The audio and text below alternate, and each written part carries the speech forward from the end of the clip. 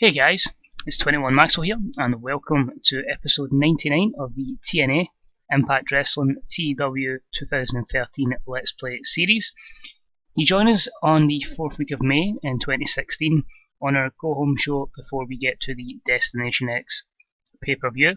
Before we kick on with the show, I'd just like to give one announcement for this episode, and then there will be a major announcement for the 100th episode. We tried to lure in Okada. His contract was running up with New Japan. We battled hard, but unfortunately in the end he has re-signed for the for the WWE. But we do have one big bit of news which I shall reveal in episode 100. So as we aim to get to the pay-per-view, I won't be giving away the full match card in case there is the same scenario as last time, when some wrestlers won't be available due to other commitments. So what we will do is we'll give away the gist of the main events that we're going to have, and then we can really just work it from there. So we have 3 pre-show segments, 12 main show segments. We're booking it in the New England region for the first time since September. So I just thought, let's touch this area, part of the world basically, because I haven't been here for a while, and it's going to be in the DCU. So I can quickly find where the DCU is. DCU Centre, which is in Worcester, Massachusetts. So hopefully we can get just under the cell out there. 14,800 capacity, decent reputation. If we can get 13,000 here, I'll be quite happy. But anyway guys, enjoy the show, and hopefully it's another good episode of TNA Impact Wrestling. So in our first pre-show match, and we nearly touched 14,000, which is good. In a match that had some good action but not much in the way of heat, Matt Sydal defeated Paul Burchill in 8-10 with the Cyclorama, 68C+. Good match between those two. Again, Paul Burchill is just doing phenomenal in his enhancement talent role, and it really could lead to a push for him in the future. No skill improvements. I don't really need to worry about the likes of the Dirt Sheet. In a match that had some good action but not much in the way of heat, Drew Galloway defeated Billy Ray in 9 minutes and 10 by pinfall with a quick roll-up. Drew Galloway makes defence number 2 of his TNA Central Championship. 71C+ here, good rating that I think for a Drew match. Gets him a bit of overness, gets a bit of prestige in the title with a bigger name such as Billy Ray. No skill improvements, and the Dirt Sheet just says obviously both guys holding back inconsistency and the declining physical ability of Billy Ray, so you've got to use him as a jobber. Well, you still can. And our final pre-show match, and about that featured great action and a good crowd. Adam Cole defeated former rival Hawkins in 14-12 with Florida Key. 79B, perfect match from Adam Cole. He's improving his rumble skills. Negatives again, just stamina. Both guys with poor gimmicks, which is a shame.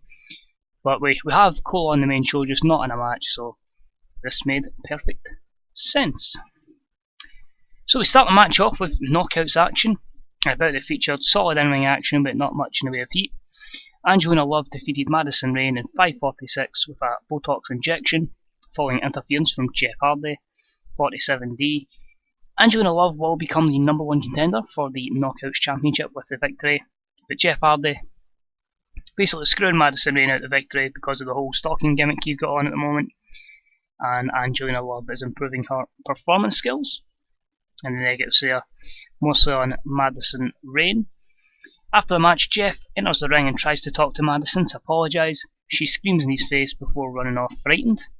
So again, continuing the storyline that she's shit scared of him. And that is a 56C- segment there. Again, the negatives, so it's just really all for Jeff Hardy and Madison Rayne's momentum, but we can build that up. And about the featured great action and average heat, Kota Ibushi defeated Soldier Ant in 7:53 by pinfall with a Golden Star Press following interference from Kurt Angle, 68C+. Disappointing that didn't reach the 70s because we're really hoping to push Soldier Ant as well as Ibushi. No skill improvements there, but basically just giving the X Division champion a high profile match before the pay-per-view against one of the main event challengers and having Kurt Angle come in there and screw him. After screwing Soldier Ant and giving Ibushi the win, Kurt Angle makes his way up the ramp laughing. He turns before a lightning bolt hits the top of the stage and an image loads on the Titantron. Kurt Angle versus Taker this Sunday. See you there.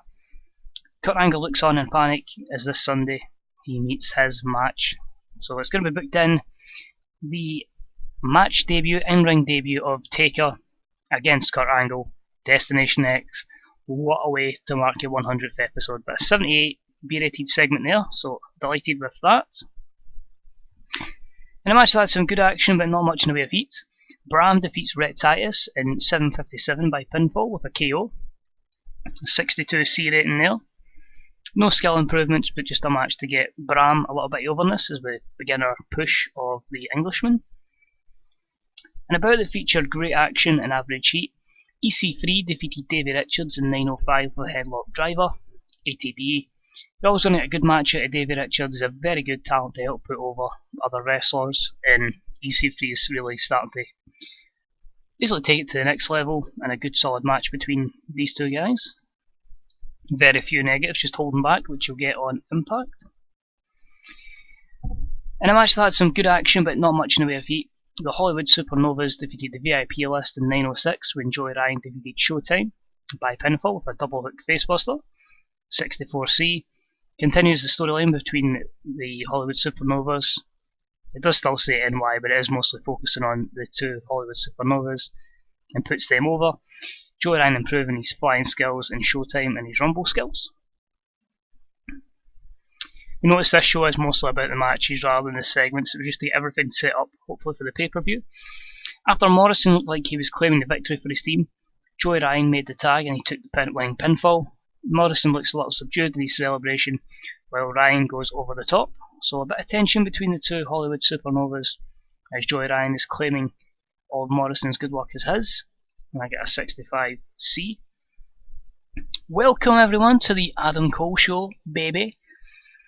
Tonight my guest is none other than that piece of crap, Ethan Carter III. Carter comes to the ring. Hello Adam, thank you for having me, I guess. Adam Cole replies, yeah right, okay, let's cut straight to the point, let's be honest here loser.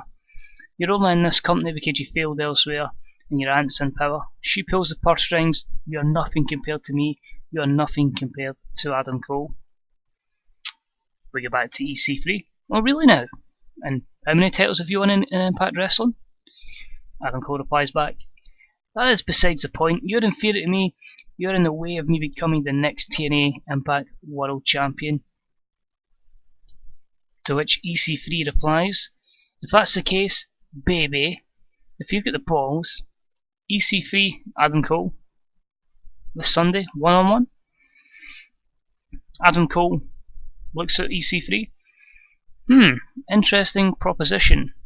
Adam Cole then nails EC3 with his microphone, sending him flying. Oh yeah, I accept, baby. So the trouble for EC3 storyline continues. These two will face off at Destination X, and I get a solid 81 B-rated segment there. Fantastic between those two. And about the featured great action and a good crowd, Samoa Joe and Ricochet defeated Rocky Romero and Chris Hero in 15:19 when Samoa Joe defeated Rocky Romero, 79B. I was planning on keeping Romero unbeaten, but I really feel Joe needed a bit of overness at this moment in time and a bit of popularity. So didn't mind jobbing out Romero. He can easily gain that back, and it leads up to two matches at the pay-per-view hopefully. And Joe improves his technical and performance skills. Which leads us then to our main event match, and about the featured great action and great heat from the audience, CM Punk defeats Shinsuke Nakamura in 18:08 by pinfall with a GTS. 92A, these two together, just magical, and I'd love to make this a long-term feud. But before the match, we put they two together just to get a really good rating. And Punk improves his rumble and performance skills, which I'm delighted at. And with a couple of negatives, that really could have been like a 99 rated match. To end the show, Punk is celebrating the ring and holds his title up in the air. From out of nowhere, Kota Ibushi runs in and attacks CM Punk from behind. He beats him down, and then Nakamura gets up and joins in the assault.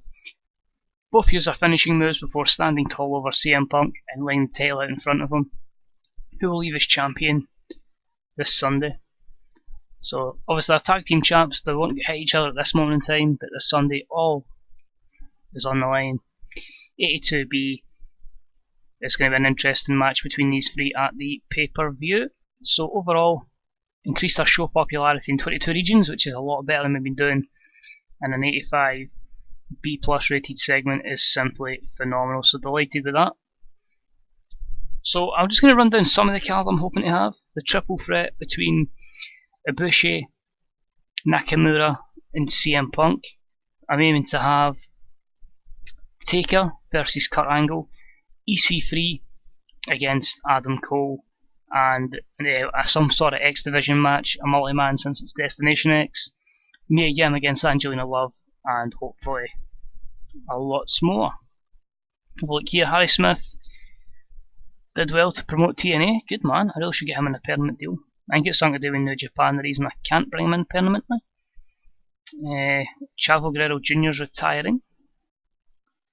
Impact Wrestling get fantastic reviews. I'll just have a look here and see if there's anyone else we can really look at to sign. Nakishi's retiring as well. We'll have a look at our emails. Kurt Angle complaining. Up by 0.03 on Bravo and up quite considerably to 8.58 on Spike, so delighted with that.